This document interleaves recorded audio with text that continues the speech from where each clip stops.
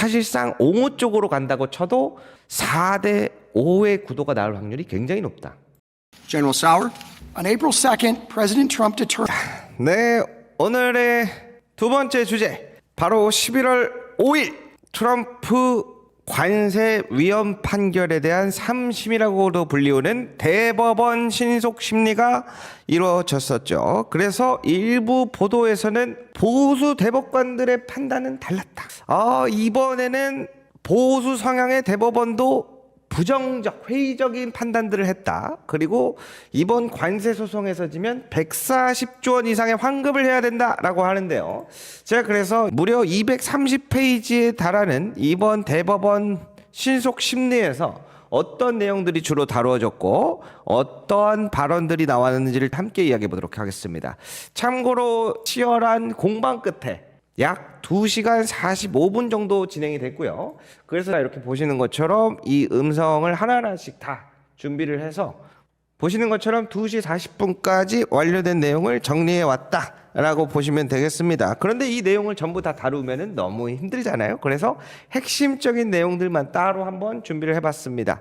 자, 그러면 이런 질문들이 보통 많이 나옵니다. 대호 씨, 아니 근데 미국의 대법원 보수 성향의 판사가 6명이고 진보 성향의 판사가 3명이어서 항상 6대 3의 구도를 그려왔는데 이번에도 똑같지 않을까요? 라고 생각하시는 분들을 위해서 오늘의 내용은 조금 특별할 겁니다 라는 설명을 함께 드리도록 하겠습니다. 먼저 첫 번째로 무슨 내용을 주로 다투는지를 간단하게 제가 한 장의 그림을 통해서 보여드리도록 하겠습니다. 이 12개 주 그리고 기업들은 어떠한 부분을 중점으로 삼나? 관세는 곧 세금이다. 과세 권한은 의회에 있다. 의회의 핵심 권한이다. 실제로 미국 헌법 1조 8항에는 세금은 의회의 권한이다라고 명시되어 있습니다. 그리고 반대로 도널드 트럼프 행정부는 뭐라고 주장을 하고 있을까요? 비상사태를 근거로 대통령은 제한 없는 관세를 부과할 수 있다라고 주장을 하고 있습니다. 그러니까 비상경제 선포를 근거로 행정부가 할 수 있지 왜 못하냐라는 구도입니다. 그러면 명분은 무엇일까요? 트럼프 행정부는 전에 닉슨 전 대통령의 선례 요시다 판결이라고 닉슨 카터 대통령과 요시다 판결을 선례로 의회가 대통령에게 이런 거를 제공하려고 했던 것을 엿볼 수 있다라는 명분을 삼고 있고요. 의회는 그동안 그런 적은 없었다. 이거는 트럼프 행정부의 확대 해석이다라고 지금 펼쳐지고 있습니다. 자, 그래서 한번 쭉 보겠습니다. 지난번에 우리가 다뤄본 적 있었죠? 4월 2일 날 뭐였죠? 바로 리버레이션 데이다. 원래는 캐나다와 멕시코에만 부과를 했었던 펜터닐과 불법 체류 이민자를 명시하면서 트럼프 행정부가 관세를 부과했는데 가만히 있어보자. 그러면서 해방의 날이다 하면서 모든 전 국가에 관세를 부과하기 시작한 때가 이때였었죠. 그래서 이거에 대해서 4월 14일에 소송이 이루어지기 시작했고 5월 28일에 국제무역법원에서 이러한 트럼프 행정부의 관세는 영구히 전면적으로 모든 부분에서 차단되어야 된다라고 해서 위헌 판결이 나왔습니다. 그리고 이거에 대해서 항소를 진행했어요. 그래서 8월 29일 날 연방순회항소법원에서도 마찬가지로 트럼프의 관세는 위헌이다. 1심, 2심 모두가 패배를 했죠. 그리고 바로 다음 주간에 트럼프 행정부에서는 대법원에 대한 심리를 요청했기 때문에 대법원 심리가 엊그제 11월 5일 날 열렸습니다. 자, 그러면은 이제 마지막 대법원에서 어떤 내용들이 나오는지 살펴볼 텐데요. 많은 분들이 생각하셨던 것처럼 항상 6대 3 구도예요. 최근에 이민 단속법을 포함해서 그 전에도 대부분 이 6대 3의 구도가 계속되어 왔는데요. 왜 6대 3의 구도가 될까요? 한번 대법원 구성 요소부터 살펴보겠습니다. 존 로버츠, 조지 부시 대통령 때 임명됐었던 대법관, 그리고 사무엘 알리토. 자, 빨간색 쳐져 있는 게 보수 성향입니다. 이때도 조지 부시 대통령이 임명했었고, 그리고 토머스 대법관. 이 사람도 조지 부시 대통령 때 임명이 됐었습니다. 아니 그런데 이야기를 듣다 보니 잠시만요 대호씨, 지금이 25년도인데 조지 부시면 언제적 이야기입니까? 그렇습니다. 미국의 대법관 같은 경우에는 큰 사고를 치지 않는 한 영구적으로 근무할 수 있습니다. 그래서 계속해서 재임이 가능합니다. 그 다음에 3명은 도널드 트럼프 때 임명됐던 대법관이 3명이 등장을 해요. 그리고 반대로 진보 성향으로 알려진 사람은 소토마요르 대법관, 오바마 때 임명된 대법관 한 명, 그리고 케이건 대법관, 이분도 마찬가지로 오바마 때 대법관이고, 그리고 브라운 잭슨, 이 사람은 바이든 때 임명된 대법관 한 명, 이렇게 총 9명으로 구성됩니다. 아니 대호 씨, 근데 왜 바이든 때는 한 명이고 트럼프 때는 3명이에요? 그렇습니다. 아까 말씀드린 대로 미국의 대법관은 큰 사고를 치지 않는 한 영구적으로 거의 근무하는 형태라고 볼 수 있는데요. 그러면 자발적인 은퇴 또는 사망했을 경우 임명이 가능합니다. 그래서 트럼프 행정부 때 한 명이 사망하고 2명이 은퇴를 해서 트럼프 행정부 때 3명을 임명할 수 있었던 거예요. 반대로 바이든 때는 한 명만 임명이 가능했던 겁니다. 그래서 오늘날 6대 3의 구도로 보수 성향 판사 6명과 그리고 진보 성향의 판사가 3명의 대법관 총 9명으로 구성되어 있다. 그렇게 해서 말씀을 드리고요. 자, 그러면은 이번 핵심으로 넘어와서 바로 중점으로 들어가 보겠습니다. 오늘날 대법관 판사들이 어떤 발언을 했는지 제가 준비를 해왔습니다. 바로 첫 번째 타자 존 로버츠 대법관입니다. 자, 존 로버츠 대법관 같은 경우에는 트럼프 행정부가 제시한 판례는 관세와 무관하며 적용 범위가 좁다. 근데 정부는 지금 법령을 확대 해석해서 과도하게 이용한다. IEPA가 관세 부과에 사용된 적은 없다. IEPA가 뭐라 그랬어요? 지난번에 말씀드렸던 트럼프가 관세를 부과하는 법적 근거, 비상경제라 그랬죠? 근데 그게 이전에도 사용된 적이 없어요. 그리고 뿐만 아니라 이것 또한 세금의 형태다. 의회의 핵심 권한을 트럼프 행정부가 침해하면서 관세를 부과하고 있다. 5분 22초, 24분, 26분 40초에 등장하는 발언을 모두 모아왔습니다. 즉 뭐예요? 존 로버츠가 누구냐? 바로 대법원장입니다. 와우! 대법원장이 반대 의견을 표시하고 있는 거예요. 이거는 굉장히 큰 사안입니다. IEPA는 관세를 부과한 전례가 없다. 그러므로 대통령에게 너무 많은 광범위한 권한을 부여하고 있다. 이거는 말이 안 된다라고 해서 지금 트럼프 관세를 비판했다. 누가? 대법원장이. 이것은 굉장히 큰 하나의 지향점으로도 보여질 수 있죠. 자, 이어서 두 번째 넘어가 보겠습니다. 그러면 여기에 이어서 관세에 대해서 또 비판한 사람이 있는데 바로 진보당 성향의 소토마요르 대법관입니다. 소토마요르 대법관은 무슨 이야기를 했는지 살펴보겠습니다. 관세는 미국 시민으로부터 수익을 창출하는 세금이다. 단순한 규제가 아니라 증세다. 쿼터와 다르다. 쿼터는 뭐예요? 관세를 할 때 수입하는 양을 일부 조절할 수 있는데 그게 쿼터인데 수입량을 조절하는 게 아니라 지금 트럼프 행정부가 각 국가에 너는 15%, 너는 25%, 너는 50% 전혀 다른 성향이다.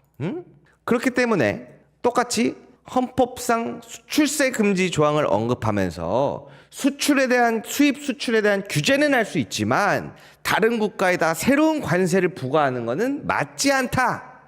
그리고 그 해당 법령 어디에도 관세라고 명시가 되어 있지 않다. 트럼프 행정부의 주장은 잘못되었다라고 강력하게 비판을 합니다. 2대0입니다. 그런데 여기에 대해서 또 반대로 옹호하는 사람도 있어요.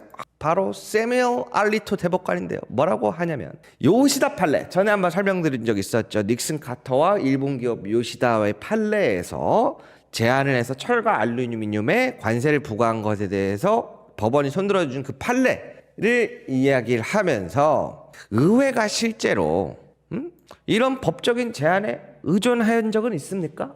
무슨 얘기예요? 그러니까 이게 의회 권한 하는데 그 의회가 무슨 조치를 제대로 하긴 해요? 라는 질문이 약간 가시가 있죠. 실제로 트럼프 대통령 관세에 대해 약간 옹호하는 듯한 모습을 보이고 있는데요.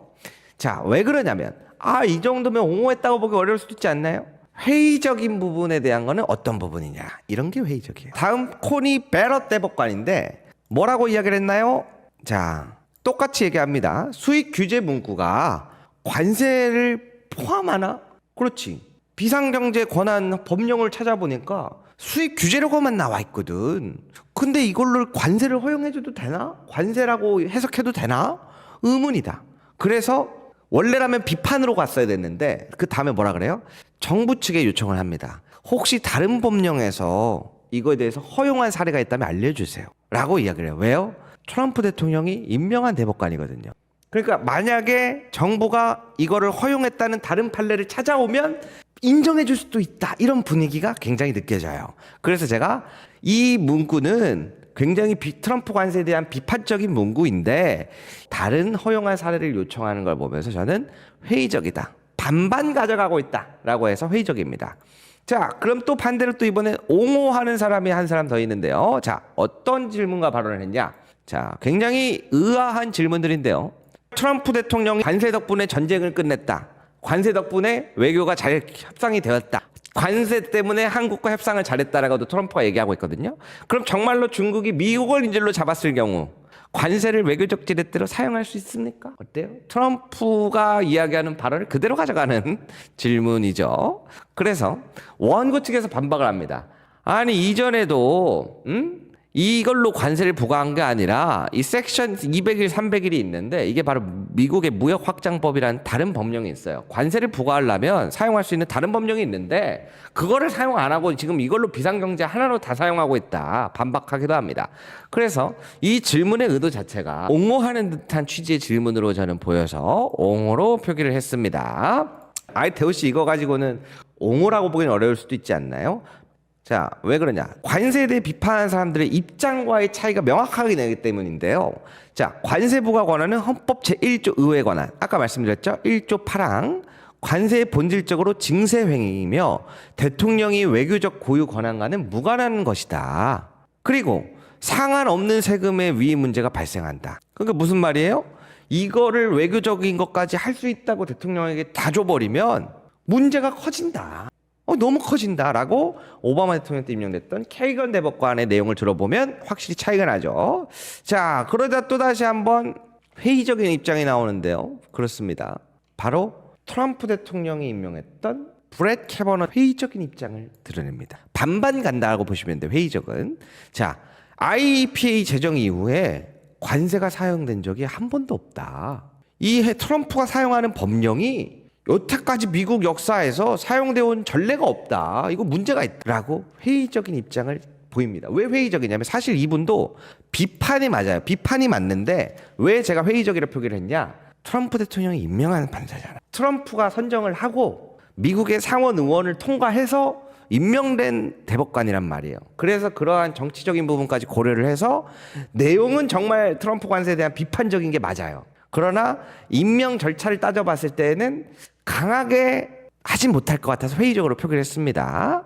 내용 자체가 요 트럼프의 발언의 중점이다, 그러면 옹호. 그 외에는 비판은 했으나 임명 절차가 트럼프 행정부다, 그럼 회의적. 그리고 임명도 내용도 전부 다 비판이다 하면 비판으로 정리를 했습니다. 자, 그래서 하나씩 살펴보죠. 자, 로버츠 대법원장 보수 성향이지만 굉장히 세게 비판을 했습니다. 참고로 로버츠 대법관 같은 경우에는 한 번씩 큰 사안에 대해서 한 번씩 이탈한 적이 있어요. 그래서 사람들이 많이 기억하는 건 미국의 대법원이 6대3 보수 성향 판사를 항상 유리하게 끝나지 않았나요? 라고 하지만 몇몇 일부 재판에서는 존 로버츠 대법원장이 이탈하면서 중도 표심 쪽으로 많이 이탈한 경험이 있기 때문에 이번에도 강하게 이탈할 것으로 보여집니다. 그래서 비판. 다음, 알리토 대법관은 트럼프 대통령 관세를 옹호하는 입장의 발언. 토머스 대법관도 옹호. 자, 닐 고서치 대법관, 이분을 빼먹었는데요. 이 부분도 트럼프 대통령에 임명된 사람인데 근데 이분은 의외로 비판으로 넣었어요. 왜냐? 메시지가 너무 강력해요. 대통령의 외교권을 이유로 주요 퀘스천 문제인 독트린을 무시할 수 없다. 의회와 대외통상 규제 권한을 완전히 포기할 수 있나? 이런 위임은 일방적인 레칫 구도를 만든다 그러는데 간단하게 말씀을 드리자면 어떤 문제가 생겨요? 한번 이걸 인용해 줘버리면 다시는 돌이킬 수 없어요. 영구적인 지속에 대한 문제가 생깁니다. 오늘날 단순히 트럼프의 손을 들어주냐 마냐가 아니라 아까 말씀드렸잖아요. 이 대법관들이 조지 부시 때부터 임명돼서 큰 사고를 치지 않는 한 거의 영구직권이에요. 사망하거나 자발적 은퇴하거나. 그렇기 때문에 오늘날 단순히 트럼프의 손을 들어주냐 마냐가 아니라 앞으로 모든 재판에 선례로 남길 수 있냐 없냐예요. 이걸 인정해주기 시작하면.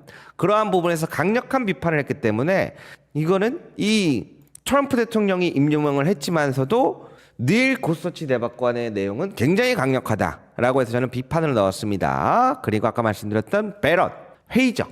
내용은 비판적이나 임명 절차 때문에 회의적. 그리고 브렛 캐버너 대법관도 내용은 조금 비판적일 수 있으나 몇몇 사례가 회의적. 그리고 나머지는 완전한 비판. 케이건 대법관도 완전한 비판. 브라운 잭슨 바이든 때 임명된 사람도 완전한 비판. 이 법령 자체가 대통령 권한을 남용을 제한하기 위해서 만들어진 건데 이 또한 입법 취지에 반한다. 강력한 비판을 했습니다. 그래서 정리해보면 어떻게 돼요?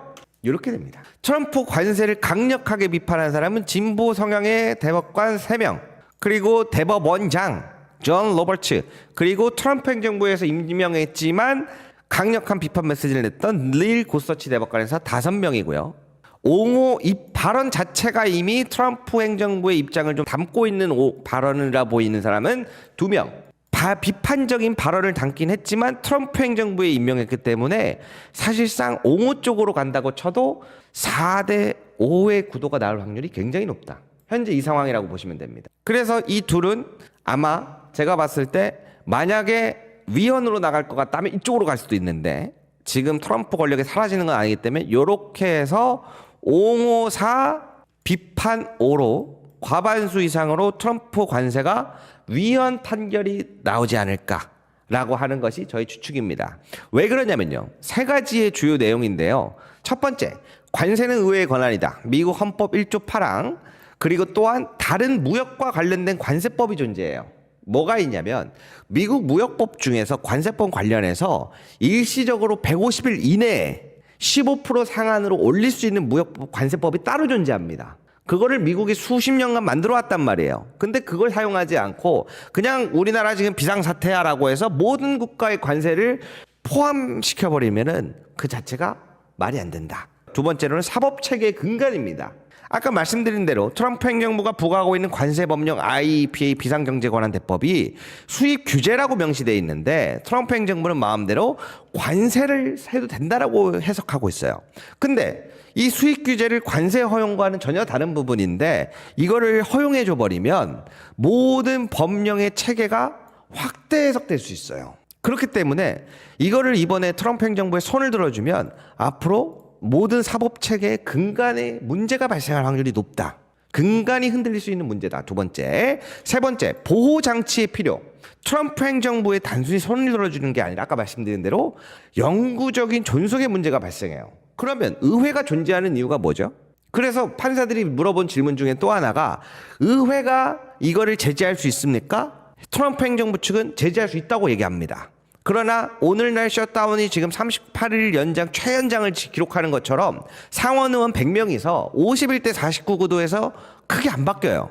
그렇기 때문에 사실상 의회가 트럼프 행정부를 제대로 견제하기 어려운 상황이에요. 특히 이 관세 같은 경우에는 이미 저질러 버렸으니까. 그래서 보호장치가 제대로 없다라는 점이 큰 문제가 되고 있어요. 그래서 이 트럼프가 관세를 어떻게 이용하든 이거를 제도적으로 막을 수 있는 장치가 미비하다. 그런데 여기서 손을 들어줘 버리면 앞으로 그 누구도 트럼프를 막을 수 없을 것이다 라고 하는 보호장치가 없다는 이 3가지의 관점을 주로 보시면 이번 재판에 왜 보수 판사들도 부정적인지 단 10분 만에 여러분들이 이해가 가실 겁니다. 자, 이렇게 해서 11월 5일 약 3시간에 걸쳐 치열한 공방을 이뤘었던 트럼프 대법원 관세가 보수 성향의 판사도 부정적인 이유, 그리고 각 판사들의 주요 발언들을 살펴봤습니다.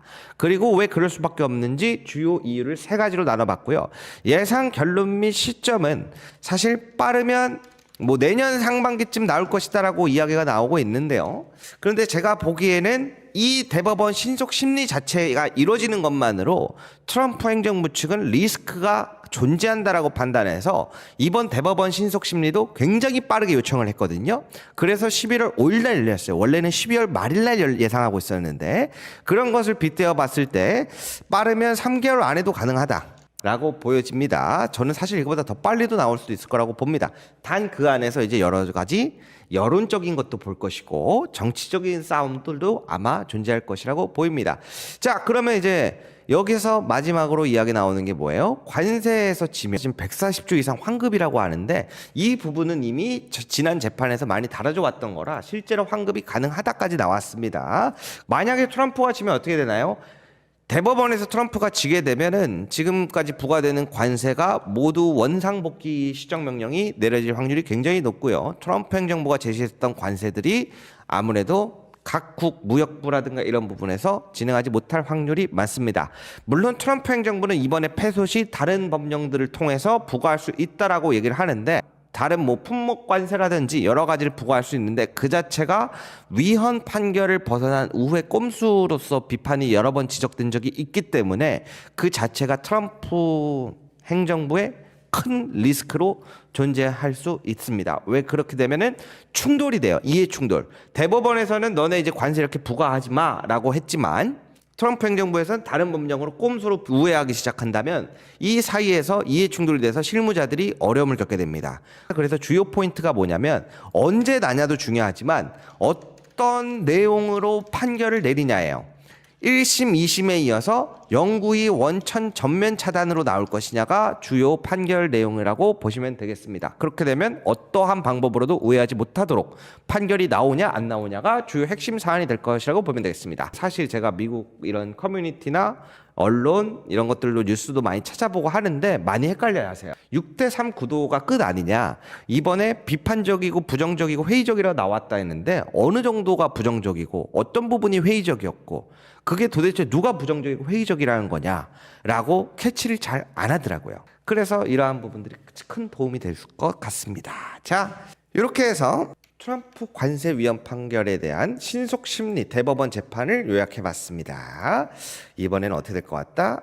5대4의 구도로 대법원장 플러스 트럼프 임명 한 명 포함 5대4 구도로 트럼프가 패소할 확률이 굉장히 높다라고 정리해 보도록 하겠습니다.